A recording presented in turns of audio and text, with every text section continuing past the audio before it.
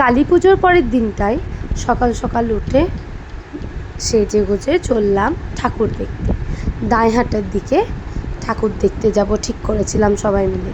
ফার্স্টেই চলে গেলাম বড় ঠাকুরুন মায়ের কাছে। এটা হলো নলাহাটিতে।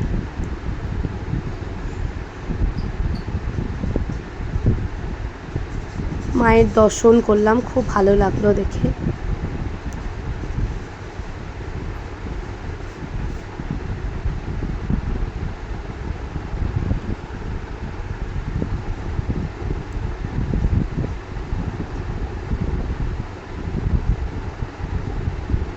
এখানে মোষ বলি হয়, তাই মোষটাকে নিয়ে এসে পুজো করানো হচ্ছিল।